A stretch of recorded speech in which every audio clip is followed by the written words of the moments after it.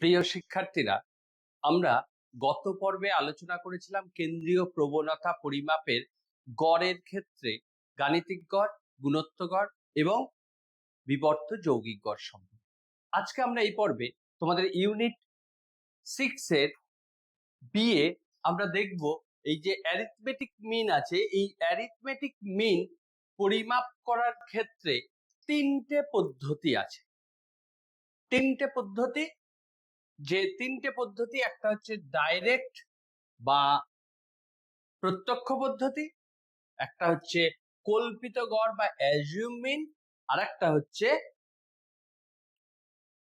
Step deviation বা বিচ্যুতি। এই তিনটে পদ্ধতিতে গড় কিভাবে, বিশেষ গড় বলতে আমরা গাণিতিক গড় বা অ্যারিথমেটিক মিনের কথা বলছি, কিভাবে পরিমাপ করা হয় সেই বিষয়টা আমরা আজকে এই পর্বে বিস্তারিতভাবে আলোচনা করব।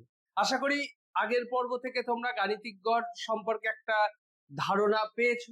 আজকের পর্বে আমরা আলোচনা করব প্রথম হচ্ছে ডাইরেক্ট মেথড। প্রথম হচ্ছে যে আমরা আমাদের এই পর্বের উদ্দেশ্য হচ্ছে যে তিনটে যে প্রধান পদ্ধতি আছে, সেই তিনটে প্রধান পদ্ধতিকে আমরা হাতে কলমে কিভাবে গাণিতিকভাবে প্রয়োগ করা যায় সেইটা সম্পর্কে দেখব। তাহলে ফার্স্ট হচ্ছে ডাইরেক্ট মেথড। ডাইরেক্ট মেথড দেখো, কোন সময় আমরা ডাইরেক্ট মেথডটা ইউজ করি? মূলত যদি খুব ছোট সংখ্যা থাকে, ছোট ছোট সংখ্যা থাকে, সিম্পল ডিস্ট্রিবিউশন, সরল বিভাজন, তাহলে আমরা ডাইরেক্ট মেথডটা মূলত ব্যবহার করি এবং এই ডাইরেক্ট মেথডটা ছোট সংখ্যার জন্য, প্রাথমিক গণনার জন্য অত্যন্ত ইউজফুল। আর যদি বড় সংখ্যা থাকে, বড় সংখ্যার গুণ সহজ করতে গিয়ে আমরা অনেক বড় বড় সংখ্যা, তা থেকে যদি আমাদের গাণিতিক গড় বের করতে হয়, তাহলে সেক্ষেত্রে আমরা একটা গড়কে ধরে নিই এবং তার ভিত্তিতে আমরা হিসাব করি, যেটাকে আমরা কল্পিত গড় পদ্ধতি বা অ্যাজিউম মিন মেথড বলছি।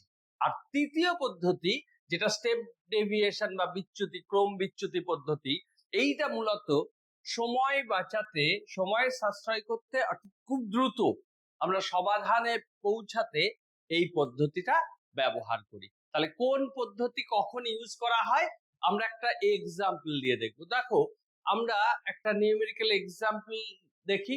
এই যে এখানে একটা শ্রেণীবদ্ধ পরিসংখ্যা বিভাজন তালিকা দেওয়া আছে।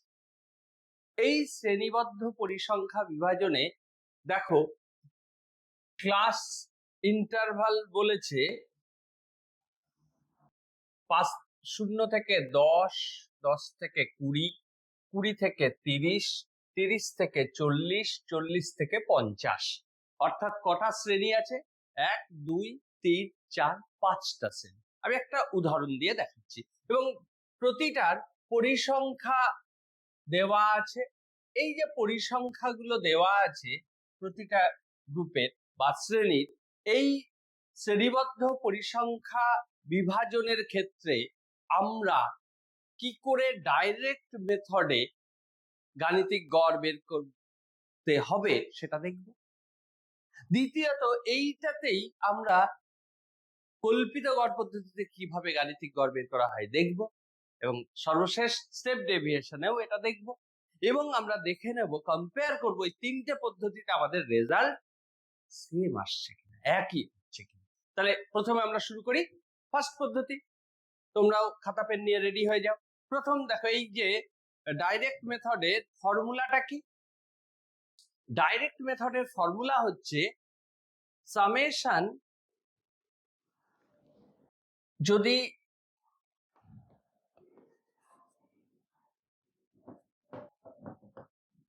x1 থেকে xn সিম্পল ফ্রিকোয়েন্সি ডিস্ট্রিবিউশন থাকে, যাদের পরিসংখ্যা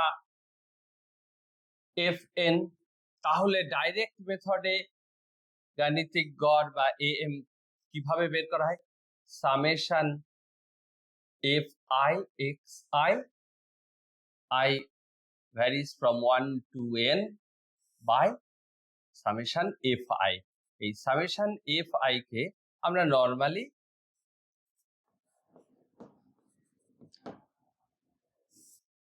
ক্যাপিটাল এন দিয়ে ডিনোট করি। তাহলে এইটা হচ্ছে নর্মালি আমাদের গাণিতিক গড় নির্ণয়ের প্রত্যক্ষ বা ডাইরেক্ট মেথড। তাহলে এখন যে উদাহরণটা আমরা দিয়েছিলাম সেই উদাহরণটার দিকে তাকিয়ে দেখো। যে উদাহরণটা আমরা আগে বললাম যে আমার সামনে ছিল 0 থেকে 10, আমি যদি এখানে করি আমার শ্রেণী বা ক্লাস হচ্ছে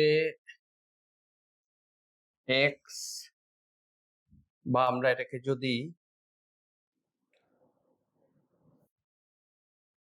আমরা আমরা ক্লাস দেওয়া আছে, ক্লাসগুলো কি কি দেওয়া আছে আমরা ক্লাসে দেখতে পাচ্ছি। দেখো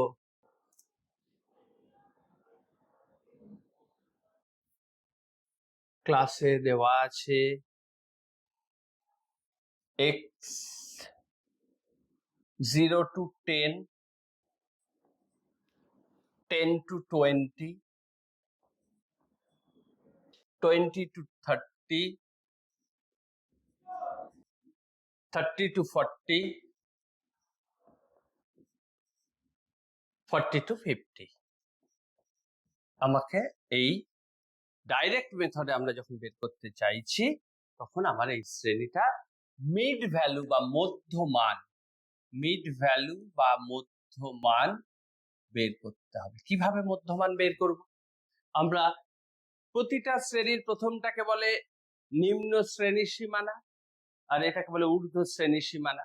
এই নিম্ন শ্রেণীর সীমানা এবং ঊর্ধ্ব শ্রেণীর সীমানা যোগ করে 2 দিয়ে ভাগ করা, অর্থাৎ তাদের গড় নির্ণয় করলে আমরা মধ্যবিন্দু বা মিড ভ্যালু পাবো, যেটাকে আমরা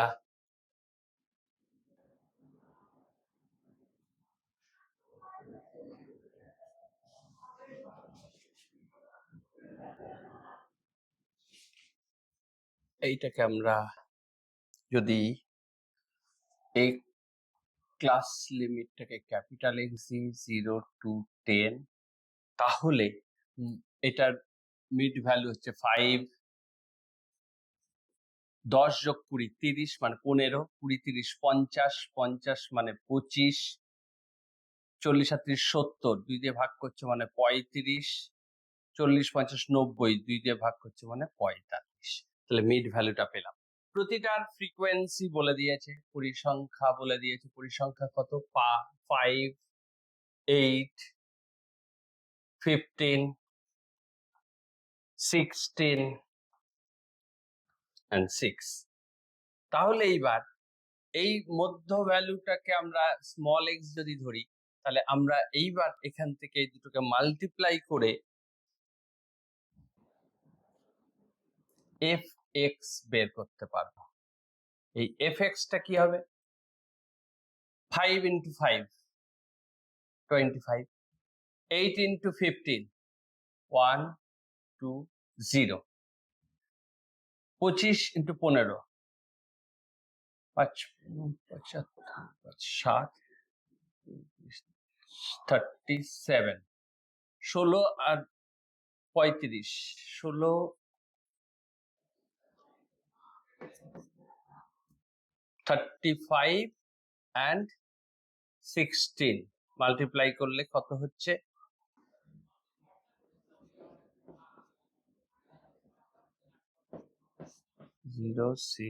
560 and 45 into 6 হচ্ছে 30, 3 4 27, 270। তাহলে এইবার তোমাকে এই পরিসংখ্যার যোগ করতে হবে। অলরেডি তোমাকে যোগ দেওয়া আছে 50, তাহলে এখানে দেখো 50 হচ্ছে যোগফলটা। আর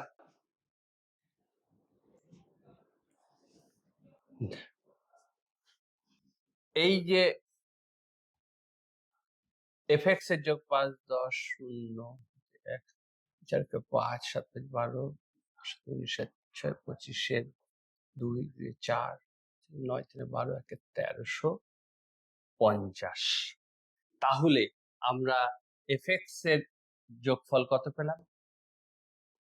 তাহলে গাণিতিক গড় ফর্মুলাটা কি বললাম? সামেশন এফ এক্স বা F I x I, I varies from 1 to n by summation fi বা ক্যাপিটাল N।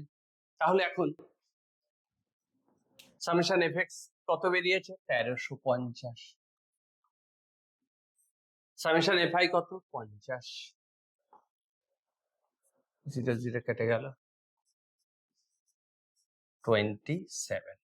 তাহলে গাণিতিক গড় ডাইরেক্ট মেথডে বেরোচ্ছে কত? 27। কিভাবে প্রত্যক্ষ পদ্ধতিতে গাণিতিক গড় বের করা হলো বুঝতে পেরেছে? শ্রেণীবদ্ধ পরিসংখ্যা বিভাজন থেকে। এইবার আমরা তাহলে ফাইনালি দেখি যে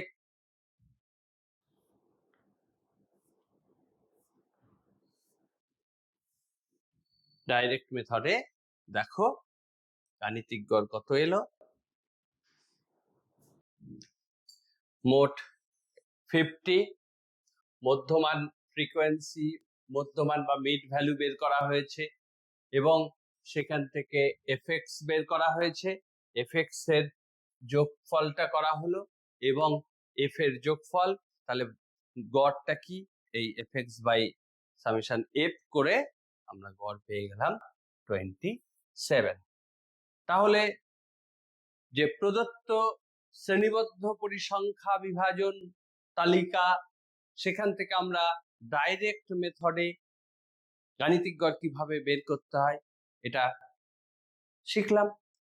এটা অলরেডি তোমরা ক্লাস 10-এ গণিতের মধ্যে শিখেছ, জানতে। আর একবার আমরা পদ্ধতিটা স্পেসিফিক্যালি এই একটা উদাহরণ ধরে দেখালাম। এবারে আমরা আসবো দ্বিতীয় পদ্ধতি।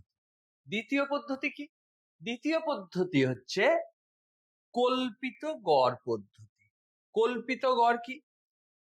আমরা অ্যাজিউম মিন বা এই কল্পিত গড় ধরে নিয়ে বের করব। কিভাবে? যদি আমাদের গাণিতিক গড় এক্স বার এটা বেরোবে, যে মানটাকে কল্পনা করব, আমরা ধরে নেব প্রদত্ত তথ্যে, সেটাকে আমরা এ বলবো কল্পিত গড়। এবং প্রতিটা মান, প্রদত্ত তথ্যের প্রতিটা মানের ওই গড় থেকে যে পার্থক্য, সেটাকে যদি আমরা ডি বলি, অর্থাৎ এ হচ্ছে আমার কল্পিত গড় আর ডি হচ্ছে আমার deviation from mean, deviation from assume mean, অর্থাৎ কল্পিত গড় থেকে পার্থক্য। সেই কল্পিত গড় থেকে যে পার্থক্য ডি, তার সাথে আমরা ফ্রিকোয়েন্সি বা পরিসংখ্যা অ্যাড করবো, অর্থাৎ এফ আই ডিআই আর divided by summation F I. তাহলে এখানে আমরা এই যে এফ আই ডিআইটা কি বোঝাচ্ছে? এফ আই ডিআই গুণ বোঝাচ্ছে যে পরিসংখ্যার সাথে আমি যে ডেভিয়েশনটা করেছি। কি ডেভিয়েশনটা? ডেভিয়েশনটা আমাদের ছিল যে প্রতিটা মান বা তথ্য তার কল্পিত গড় থেকে পার্থক্য কত, সেই পার্থক্যটাকে আমরা ডি বলছি। এবং এই ডি এর সাথে যখন পরিসংখ্যা, প্রদত্ত পরিসংখ্যা গুণ করছি, তখন এফডি পাচ্ছি। সেই এফডি যোগফলটাকে যখন আমরা পরিসংখ্যার সমষ্টি দিয়ে ভাগ করছি, তখন এই পোর্শনটা পাবো এবং তার সাথে অ্যাজিউম মিন বা কল্পিত গড় যোগ করলেই আমরা এই কল্পিত গড় পদ্ধতিতে গাণিতিক গড় পেয়ে যাব। তাহলে আমরা এখন কি করব? ওই যে আগে যে নিউমেরিক্যাল এক্সাম্পলটা আমরা তোমাদের দেখালাম, দেখো এই টেবিলটাতেই আমরা কল্পিত গড় ধরে নিয়ে একটা যে কোনো প্রদত্ত মান থেকে আমরা কল্পিত গড় ধরে নিয়ে আমরা কিভাবে গাণিতিক গড় বের করতে হবে সেটা দেখাবো। তাহলে দেখো আমাদের ফার্স্ট কাজ কি? ফার্স্ট কাজ হচ্ছে, দেখো আমাকে শ্রেণীগুলো দিয়েছে।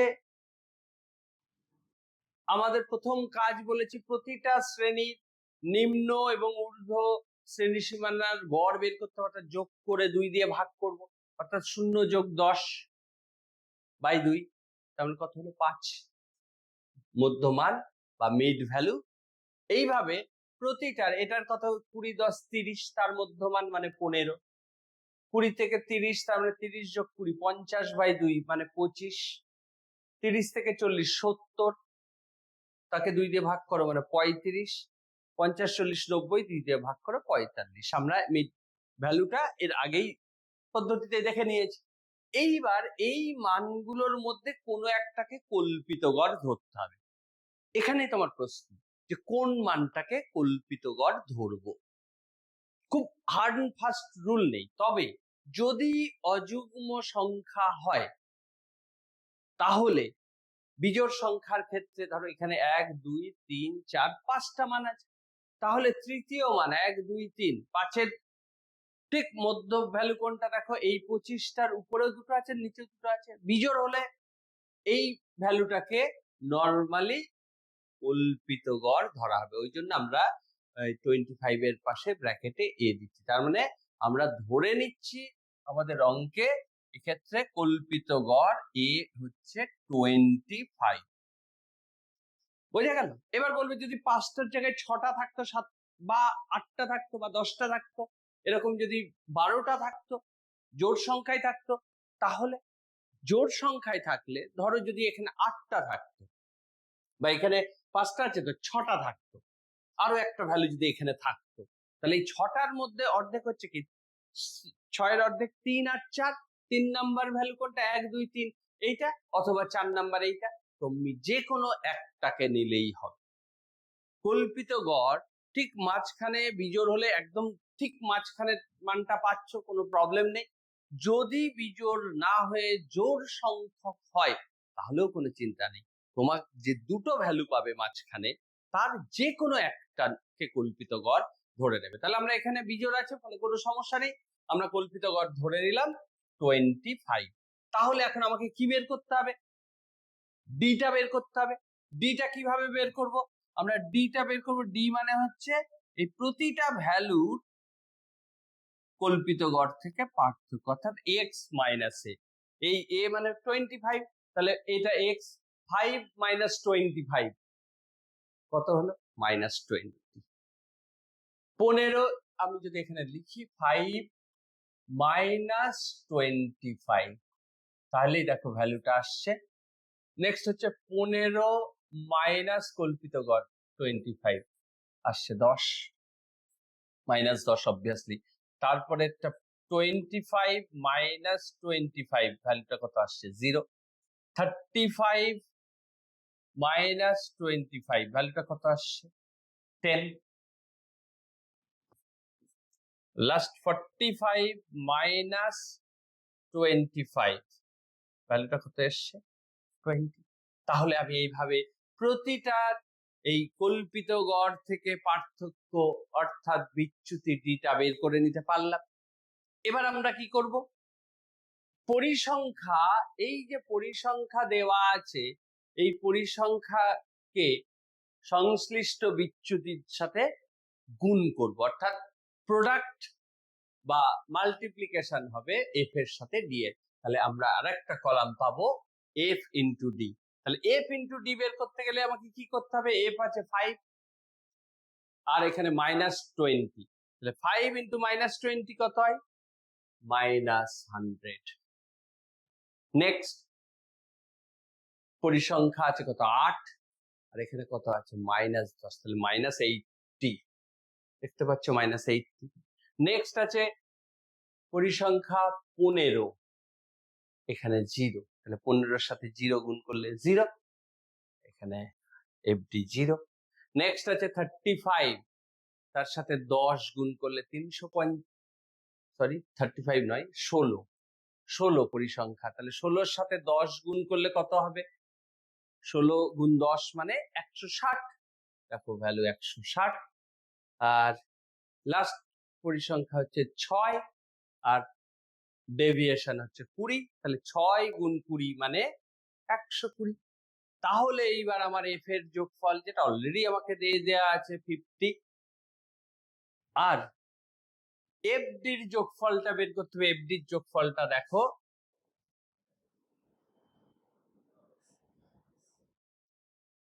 এফডির যোগফলটা দেখো 100 মাইনাস 180, আর এখানে 100 100 280 থেকে 180 বাদ গেলে 100 থাকলো।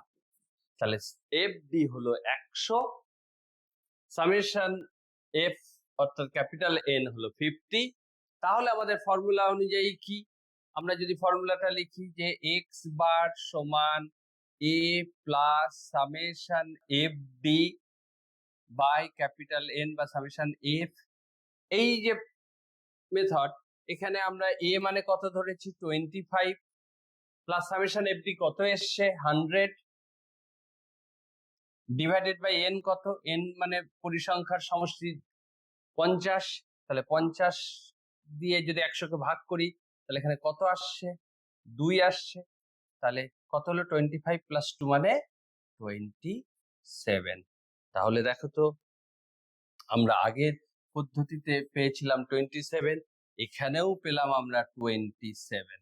তাহলে ডাইরেক্ট মেথডেও গাণিতিক গড় এসেছিল আমাদের 27 বা 27। এই ক্ষেত্রে কল্পিত গড় পদ্ধতিতেও আমরা কিন্তু সেম রেজাল্ট পেলাম। তাহলে তোমরা টেবিলটা একবার পুরোপুরি দেখে নাও যে কমপ্লিট টেবিলটা কি দাঁড়ালো, যে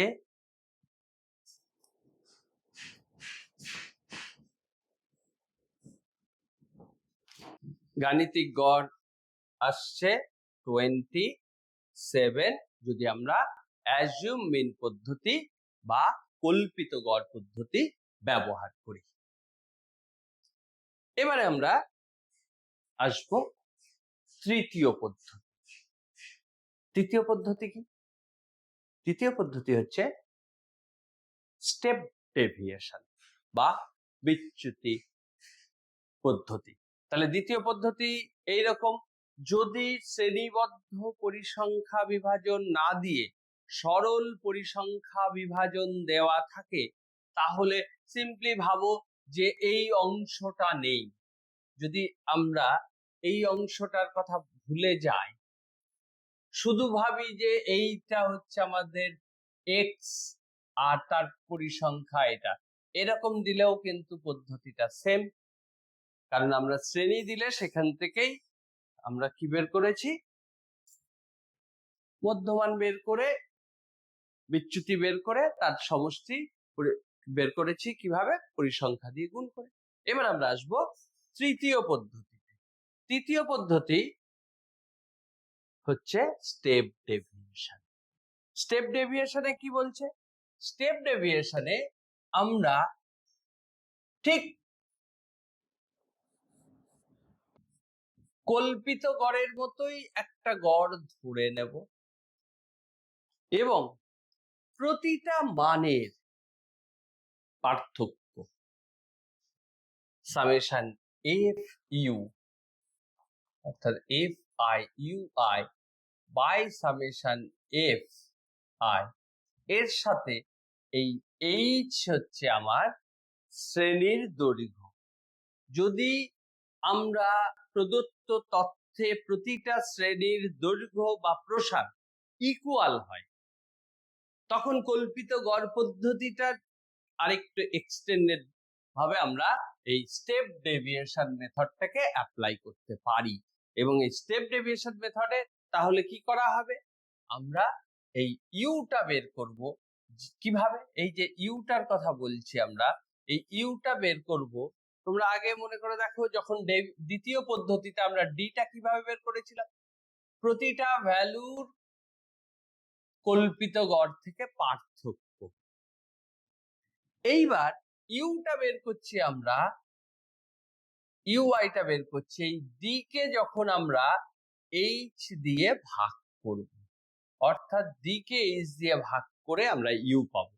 তারপরে আমরা তাহলে এফ এর পরিসংখ্যার সাথে এই ইউ মাল্টিপ্লাই করব বা গুণ করব, তার সাম করলেই সামেশন এফ ইউ পাবো, যাকে আমরা সামেশন এফ আই দিয়ে ভাগ করব। শুধু তাই নয়, তাকে যখন আমরা এই শ্রেণী যেটা দিয়ে ভাগ করেছিলাম সেটা দিয়ে যখন গুণ করব তখনই আমরা কিন্তু ওই অ্যাজিউম মিনের সাথে যোগ করলেই আমরা এই যে ভ্যালুটা পেয়ে যাব, এইটাই হয়ে যাবে আমাদের গাণিতিক গড়। তাহলে গাণিতিক গড় স্টেপ ডেভিয়েশন মেথডটা আমরা কখন অ্যাপ্লাই করতে পারবো?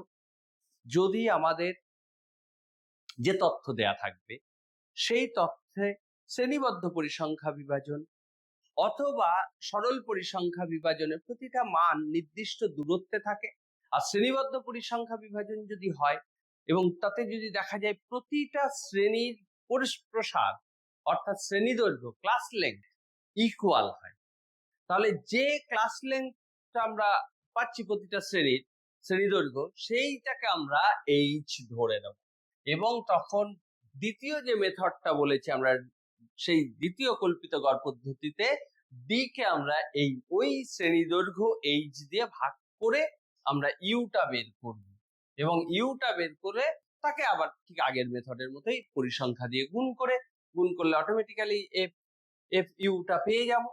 এফ ইউ এর যোগফলকে যখন আমরা পরিসংখ্যা দিয়ে ভাগ করব এবং এই এইচ দিয়ে গুণ করে আগের মেথডের সেম অ্যাজিউম মিন বা কল্পিত গড়ের সাথে যোগ করলেই আমরা গাণিতিক গড় পাবো।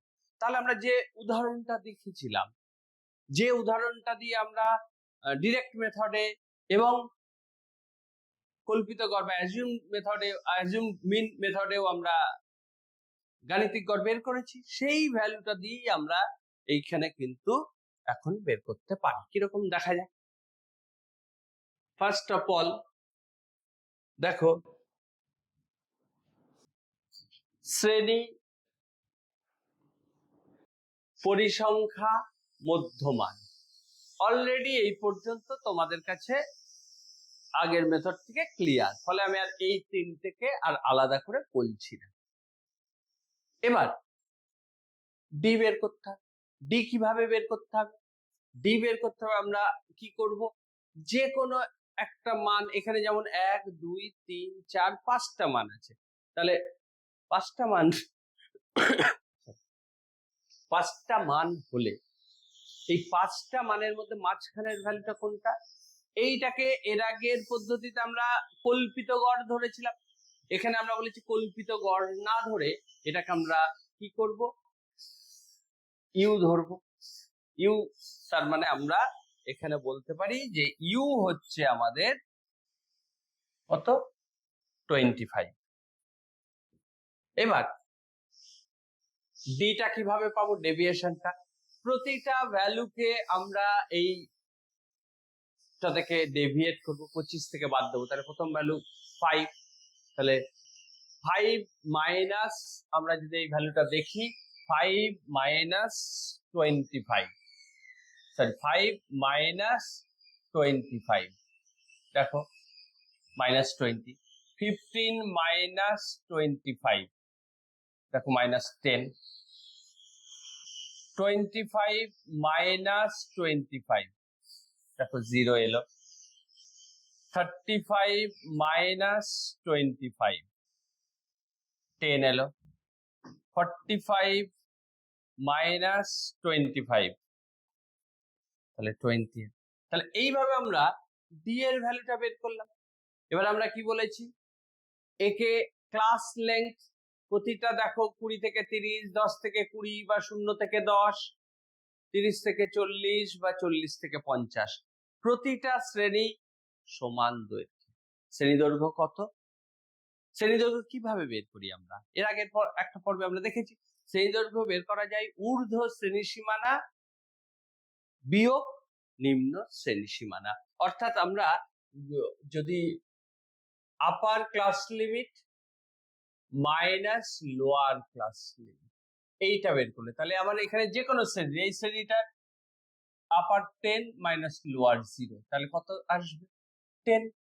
বা এটার কত হবে? দেখো 10 থেকে 20, তারপরে 20 বিয়োগ 10, 20 বিয়োগ 10 মানে 10। এই শ্রেণীটার কত? 20 থেকে 30, 20 থেকে 30, তারপরে 30 বিয়োগ 10, তারপরে এটাও আসছে 10। এটা কত? দেখো 30 থেকে 40, তারপরে 40 বিয়োগ 30, দেখো এটাও 10 আসছে। বা 50, 40 থেকে 50, তারপরে 50 বিয়োগ 40, তাহলে এটাও 10 আসছে। তাহলে আমরা আলটিমেটলি বলতে পারি প্রতিটা শ্রেণীর দৈর্ঘ্য সমান, তাহলে এক্ষেত্রে আমরা এই স্টেপ ডেভিয়েশন মেথডটাকে অ্যাপ্লাই করতে পারবো। তাহলে আমরা এই স্টেপ ডেভিয়েশন মেথডটাকে যদি অ্যাপ্লাই করি তাহলে কি পাবো?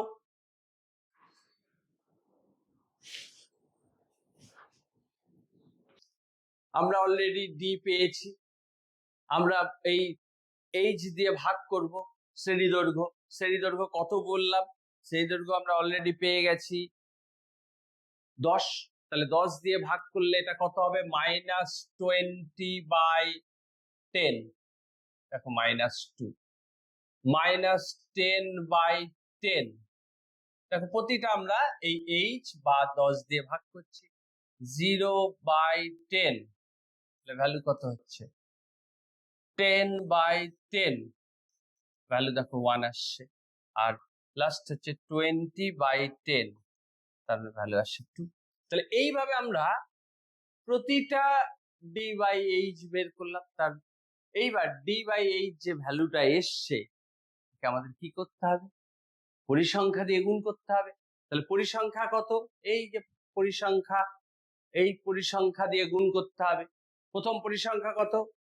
5, তার সাথে এটা কত? -2।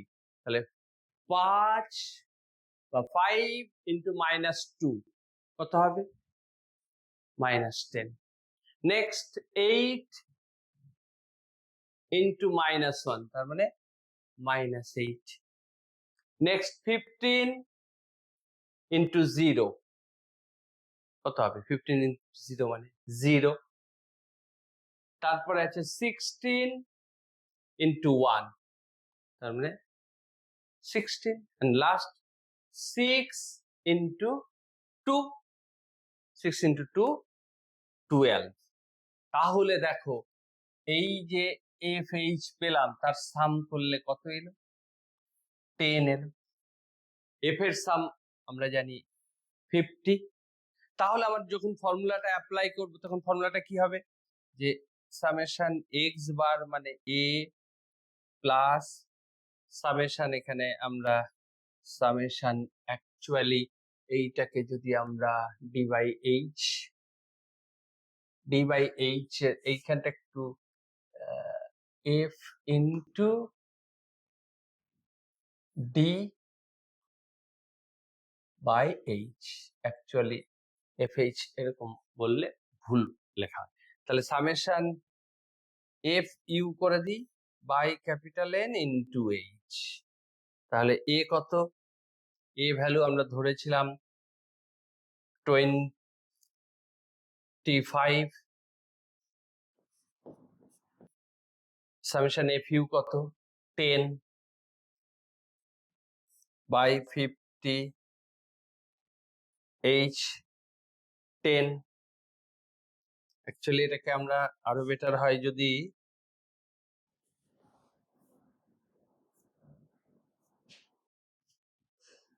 এইটাকে আমরা ইউ বলে দিই আর এইটাকে আমরা এ বলে রাখি। তাহলে ফর্মুলা এ বলেই রাখি। তাহলে সামেশন এখানটা হবে এফ ইউ। তাহলে আমাদের এই ফর্মুলার সাথে, তাহলে এখানে দেখো 0 0 কেটে গেল, 5 2 তার মানে আসছে 27। তাহলে গড় হলো কত? 27। তাহলে সেম রেজাল্ট। আমরা তিনটে পদ্ধতি দেখলাম। ক্রম বিচ্যুতি বা স্টেপ ডেভিয়েশন প্রথম আমরা দেখলাম ডাইরেক্ট মেথড, দ্বিতীয় দেখলাম কল্পিত গড় পদ্ধতি, এবং তৃতীয় দেখলাম আমরা ক্রম বিচ্যুতি বা স্টেপ ডেভিয়েশন মেথড। তিনটে মেথডেই কিন্তু আমাদের গড় এলো 27। তাহলে এখন তোমরা এখান থেকে পরিষ্কার তিনটে পদ্ধতিতে কিভাবে গাণিতিক গড় বের করা হয় বুঝতে পেরেছো। গাণিতিক গড় নির্ণয়ের এই তিনটে পদ্ধতি আমরা একটা উদাহরণ দিয়ে তিনটে পদ্ধতি আলাদা আলাদা করে ব্যাখ্যা করলাম। তাহলে গাণিতিক গড় নির্ণয় হচ্ছে কেন্দ্রীয় প্রবণতা পরিমাপের আমরা তিনটে মূল পরিমাপক বলি। একটা গাণিতিক গড়, একটা মধ্যমা আর একটা সংখ্যাগুরু মান।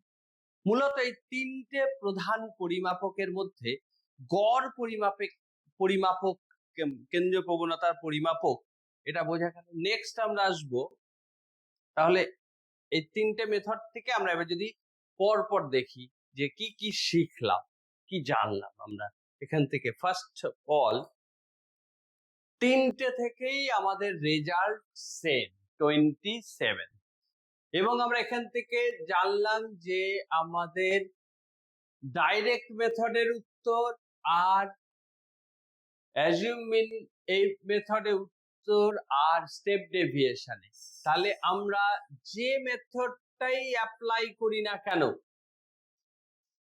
আমরা আমাদের প্রদত্ত তথ্য থেকে যখন গাণিতিক গড় বের করব তখন আমরা যে পদ্ধতিই প্রয়োগ করি না কেন রেজাল্ট উইল বি সেম। অর্থাৎ আমরা ডাইরেক্ট মেথডে অ্যাপ্লাই করতে পারি, আমরা অ্যাজিউম মিন অ্যাপ্লাই করতে পারি, অথবা আমরা স্টেপ ডেভিয়েশন মেথড অ্যাপ্লাই করতে পারি। কোন মেথডটা কখন অ্যাপ্লাই করব সেটা আমার প্রদত্ত তথ্যের প্রকৃতির উপর ডিপেন্ড করবে। এবং যে পদ্ধতি আমরা অ্যাপ্লাই করি না কেন, একই অঙ্ক তোমরা দুজন যদি আলাদা আলাদা দুটো পদ্ধতি ব্যবহার করো সেক্ষেত্রে রেজাল্ট কিন্তু একই আসবে। যেমন আমরা তিনটে ভাবে দেখলাম অঙ্কটা, এবং দেখো তিনটেরই অ্যান্সার কিন্তু অ্যারিথমেটিক মিন বাই এম এসছে 27। তাহলে আমরা মেইনলি যে কনক্লুশনে আমাদের এই আজকের আলোচনা থেকে গাণিতিক গড়ের এই তিনটে পদ্ধতি বিশদে আলোচনা থেকে যেটা বুঝতে পারলাম যে গাণিতিক গড় নির্ণয়ের তিনটে পদ্ধতি আছে। যে পদ্ধতি আমরা ব্যবহার করি না কেন, যে পদ্ধতি ব্যবহার করাই হোক না কেন, তার ফলে যে রেজাল্ট আমরা পাবো সেই রেজাল্টটা অলওয়েজ সেম হবে। তাহলে এখন প্রশ্ন হচ্ছে যে কোন পদ্ধতি কখন ব্যবহার করব এটা দেখি। দেখো, ফার্স্ট ডাইরেক্ট মেথড কখন ব্যবহার করব, শুরুতে একবার বলেছি, আরো ডিটেলস এবার বিশদে বলি। যদি আমার পরিসংখ্যা এবং এক্স অর্থাৎ প্রদত্ত তথ্য শুধু যদি এক্স থাকে, অথবা তার সাথে পরিসংখ্যাও দেয়া থাকলো, এদের মান যদি ছোট এবং ক্যালকুলেটর ইউজ না করে আমরা সহজেই গুণ করতে পারছি, গুণফলের সমষ্টি বের করতে পারছি, ভাগ করতে পারছি, এরকম যদি সংখ্যাগুলো অনেকটা ইজি বা ছোট হয়, ব্যবহার করতে তোমার গুণ ভাগের ক্ষেত্রে কোনো সমস্যা হচ্ছে না, জটিলতা আসছে না, ক্যালকুলেটর লাগছে না, তখন আমরা এই ডাইরেক্ট মেথডটাকে অ্যাপ্লাই করি। নেক্সট আসে কখন তাহলে আমরা এই অ্যাজিউম মিন এই পদ্ধতিটাকে ব্যবহার করব। অ্যাজিউম মিন যখন মানগুলো বড় হবে, কিন্তু বড় হলে আমরা এই পদ্ধতিটাও তো স্টেপ ডেভিয়েশনটাও তো ব্যবহার করতে পারি, কিন্তু বড় হলো মানগুলো, কিন্তু মানগুলো যদি শ্রেণীবদ্ধ পরিসংখ্যা বিভাজন হয় প্রতিটা শ্রেণীর দৈর্ঘ্য সমান হলো না। আমি একটা উদাহরণ দিই তাহলে তোমরা বুঝতে পারবে। ধরো তোমাকে একটা শ্রেণী বলে দিলে, এরকম ক্লাস বাউন্ডারিটা বললো 10 থেকে 20, 20 থেকে 25, 25 থেকে 40, 40 থেকে 50, 50 থেকে 60, এবং পরিসংখ্যা ধরো 2, 5, 3, 7, 6। ধরো একটা আমি এই যে প্রদত্ত পরিসংখ্যা বিভাজন, শ্রেণীবদ্ধ একটা পরিসংখ্যা বিভাজনের কথা বললাম, এই পরিসংখ্যা বিভাজনে দেখো যে এই শ্রেণীটা আর এই শ্রেণীটা আর এই শ্রেণীটা, তিনটে শ্রেণী আমি দেখতে পাচ্ছি যাদের শ্রেণী দৈর্ঘ্য equal, class length is equal. কিন্তু এবং ক্লাস লেন্থ কত, এটার ক্লাস লেন্থ 10, এটারও ক্লাস লেন্থ বা প্রসার 10, এটারও ক্লাস লেন্থ 10, কিন্তু এই শ্রেণীটা এর প্রসার কত, শ্রেণী দৈর্ঘ্য কত, 5। অথবা দেখো এই শ্রেণীটা, এর প্রসার কত, শ্রেণী দৈর্ঘ্য কত, 15। তাহলে দেখো এখানে প্রতিটা ক্লাসের কিন্তু শ্রেণী দৈর্ঘ্য বা ক্লাস লেন্থ বা শ্রেণী প্রসার width of the class equal নয়। তাহলে এই ক্ষেত্রে কিন্তু আমরা এই অ্যাজিউমিন এটাকেই ইউজ করতে পারবো, আমরা কিন্তু তখন স্টেপ ডেভিয়েশন মেথডটা ইউজ করতে পারবো না। তাহলে এই অ্যাজিউমিনটাই মানগুলো বড় হবে, কিন্তু শ্রেণী বিস্তার সব ক্ষেত্রে সমান থাকে না। আমরা দেখলাম শ্রেণী এখানে 10, 5, 15, আবার দুটো 10, অর্থাৎ শ্রেণী বিস্তার বা উইডথ অফ দ্য ক্লাস যে ফ্রিকোয়েন্সি ডিস্ট্রিবিউশন দেওয়া আছে, শ্রেণীবদ্ধ পরিসংখ্যা বিভাজন সেখানে সমান নয়। ফলে আমরা এক্ষেত্রে অ্যাজিউমিনটাই ইউজ করব। মান বড় হোক, মানগুলো যদি ছোট হয় তাহলে আমরা ডাইরেক্ট মেথড ইউজ করব, কিন্তু মানগুলো যদি বড় হয় এবং শ্রেণীর প্রসার ইকুয়াল নয়, তখন আমরা এই অ্যাজিউমিনটা ইউজ করব। কিন্তু যদি আমরা যে উদাহরণটা দিয়েছিলাম, দেখো প্রতিটা শ্রেণী যদি এক্ষেত্রেই আমরা বলি যে এই শ্রেণীটা যদি এরকম হয়, দেখো 10 থেকে 20, 20 থেকে 30, 30 থেকে 40, 40 থেকে 50, দরকার নেই, 2, 5, 7, 3। এখানে দেখো যে শ্রেণীগুলো বলেছি, এই শ্রেণীগুলোর কিন্তু প্রতিটা শ্রেণীর, দেখো এখানে প্রতিটা শ্রেণীর প্রসার বা বিস্তার বা width of the class equal. এর 10, এটারও দেখো 10, এটাও 10, এটাও 10। ফলে এক্ষেত্রে আমরা মানগুলো বড় হোক, আমরা অ্যাজিউমিন নয়, আরো সোজা হয়ে যাবে, আরো ছোট হয়ে যাবে যদি আমরা ওই ইকুয়াল যে ক্লাস লেন্থ দিয়ে ভাগ করি, যেটাকে আমরা এইচ ধরছিলাম, তখন আমরা ইউজ করব স্টেপ ডেভিয়েশন। তাহলে যখন মানগুলো খুব বড় হবে এবং শ্রেণী বিস্তার প্রতিটা ক্ষেত্রে প্রতিটা শ্রেণীর সমান হবে, তখন আমরা ইউজ করব স্টেপ ডেভিয়েশন মেথড। তাহলে কোন ক্ষেত্রে আমরা কোন পদ্ধতি ইউজ করব, আমাদের কোন পদ্ধতিটা কখন অ্যাপ্লাই করা হবে আমাদের প্রদত্ত অঙ্কে, সেটা তোমরা বুঝতে পেরেছো। নেক্সট আমরা এখান থেকে পরীক্ষার কথা ভেবে কিছু গুরুত্বপূর্ণ টিপস হিসাবে বলতে পারি। কি কি? প্রথমত হচ্ছে আমরা যে 3টে পদ্ধতি ইউজ করেছি, যখন আমরা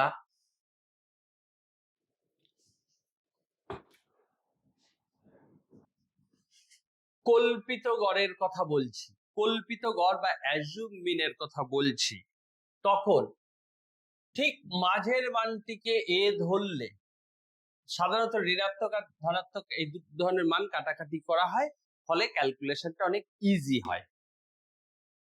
এ মান ধরাটা, এর ধরাটা ক্ষেত্রে একটা ট্রিক ইউজ করলে ক্যালকুলেশন অনেক ইজি হয়। কি? যদি বিজোড় সংখ্যা হয়, আমাকে যদি বিজোড় শ্রেণী বা সরল পরিসংখ্যা বিভাজন যদি হয়, তাহলে বিজোড় সংখ্যক যদি ভ্যালু থাকে, তাহলে আমার ঠিক মাঝখানে কিভাবে পাই, আমি মাঝখানটা পাই, কটা শ্রেণী আছে দেখবো গুণে, সেই শ্রেণীর যত হবে তার সাথে 1 যোগ করে 2 দিয়ে ভাগ। ধরো 7টা শ্রেণী দেওয়া আছে, তাহলে 7টা শ্রেণী দেওয়া থাকলে 7 যোগ 1/2, তার মানে 4 নাম্বার ভ্যালুটাই আমি অ্যাজিউমিন এই হিসাবে ধরবো, 4 নাম্বার ভ্যালু। যেমন আমাদের আগের অঙ্কটাই, জাস্ট একটুখানি আমরা ব্যাক করে যদি আগের অঙ্কটাই, যে অঙ্কটা করেছিলাম, দেখো কল্পিত গড়ে দেখো এখানে কি ছিল, 1, 2, 3, 4, 5টা, তাহলে 5 যোগ 1 6, তাকে 2 দিয়ে ভাগ করেছো, কত হলো 3। 3 নাম্বার ভ্যালুটাকে নিয়েছি, 1, 2, দেখো 3 নাম্বার ভ্যালুটাকে আমরা অ্যাজিউমিন ধরে কিন্তু অঙ্কটা করেছিলাম। বোঝা গেল? তাহলে আমাদের যদি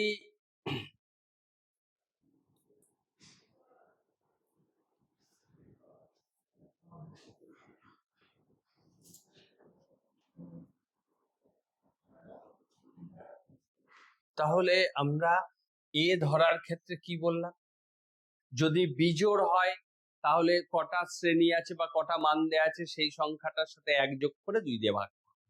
আর যদি জোড় হয়, জোড় সংখ্যা হলে কিন্তু আমি আমাদের সেক্ষেত্রে গন্ডগোলটা হবে দুটো মান পাবো, মাঝখানে ঠিক দুটো মান। জোড় সংখ্যা ধরো 6টা থাকে, 6কে 2 দিয়ে ভাগ করা মানে কি 3, আর তারপরে 4। বা যদি 8টা মান থাকে তাহলে 2 দিয়ে ভাগ করা মানে 4 আর 5, তাহলে 3 নাম্বার পদ এবং 4 নাম্বার পদে যে কোনো একটাকে আমি অ্যাজুমিন বা কল্পিত গড় ধরতে পারি, কোনো সমস্যা নেই। তাহলে বিজোড় থাকলে একটা নির্দিষ্ট মান পাচ্ছে ওটাকেই ধরবে, আর যদি জোড় সংখ্যক হয় তাহলে দুটোর মধ্যে যে কোনো একটা মানকে ধরলেই হয়ে যাবে। এখন তাহলে এ নির্বাচন করাটা, এ ধরাটা হচ্ছে স্টেপ ডেভিয়েশন এবং তোমার কল্পিত গড়ের ক্ষেত্রে খুব ভাইটাল একটা ব্যাপার, এই জিনিসটা মাথায় রাখবে। সেকেন্ড যেটা বলা যেতে পারে যে ডি এবং ইউ, এইটা আমরা যখন ক্যালকুলেট করব, তোমাদের যখন দেখালাম যে ডি মানে বললাম এক্স মাইনাস এ। এবার এই এক্স মাইনাস এ যখন ক্যালকুলেট করবে তখন কিছু ভ্যালু নেগেটিভ আসবে, কিছু ভ্যালু পজিটিভ আসবে। এই নেগেটিভ আর পজিটিভ ভ্যালু কিন্তু গন্ডগোল করে ফেলবে না। অর্থাৎ ধরো কোন একটা এক্স এর ভ্যালু আছে 20, অ্যাজুমিন তোমার 25, তাহলে 20 বিয়োগ 25 তুমি এখানে 5 লিখলে তোমার কিন্তু ভুল উত্তর চলে আসবে, এখানে কত হবে -5। ফলে তোমাকে কিন্তু এই বিষয়টাকে মাথায় রাখতে হবে যে মাইনাস চিহ্ন সঠিকভাবে দেখতে হবে। ঋণাত্মক ভ্যালু বা ঋণাত্মক মানগুলোকে ঋণাত্মক হিসাবে লেখা, ধনাত্মক হিসাবে লিখলে বা ধনাত্মককে ঋণাত্মক হিসাবে লিখলে তোমার ওভারঅল যখন সাম করবে বা সমষ্টি বের করবে তখন কিন্তু ভুল হয়, ফলে তোমার প্রাপ্ত রেজাল্টটাও কিন্তু সঠিক হবে না। নেক্সট আসছে সময়। স্টেপ ডেভিয়েশন হচ্ছে সব থেকে এই তিনটে মেথডের মধ্যে কম সময়ে ইজিলি অনেকটা নির্ভুল ভাবে, মানে ভুল করার সম্ভাবনাটা অনেক কমে যায়। একবার বিয়োগ করে সংখ্যাটা ছোট হচ্ছে, তারপর আবার ভাগ করা হচ্ছে, ফলে দুটো ধাপে ওই বড় সংখ্যাগুলোকে কমিয়ে আনা যায় বলেই স্টেপ ডেভিয়েশন মেথড ব্যবহার করলে ভুল হওয়ার সম্ভাবনা কমে যায়, সময় অনেকটা কমে, ক্যালকুলেশনটার ক্ষেত্রে মানে অনেক সময়টা কমবে, অনেক ইজি লাগবে। তোমরা মানে সেই অর্থে দেখবে যে ক্যালকুলেটর ইউজ না করে অনেক বড় বড় সংখ্যা যার গাণিতিক গড় বের করতে গিয়ে তোমাদের কিন্তু অসুবিধা হবে না। এবারে আসছি তাহলে বাড়ির কাজ। আমরা তোমাদের একটা বাড়ির কাজ, যে কাজটা যদি ভিডিওটা পুরোটা দেখো এবং এই থিওরিটা যদি ক্লিয়ারলি বুঝতে পারো, তাহলে এই যে একটা কাজ দেয়া হলো, যে কাজটা কি দেখো, একটা শ্রেণী দেওয়া আছে 0 থেকে 20, 20 থেকে 40, 40 থেকে 60, 60 থেকে 80, 80 থেকে 100। বোর্ডে ক্লিয়ার লিখতে দেখতে পাচ্ছ। এবার এই শ্রেণীগুলোর প্রতিটার পরিসংখ্যা ফ্রিকোয়েন্সি দেওয়া আছে। দেখো কটা শ্রেণী, 1, 2, 3, 4, 5টা শ্রেণী দিয়েই দেখানো হয়েছে।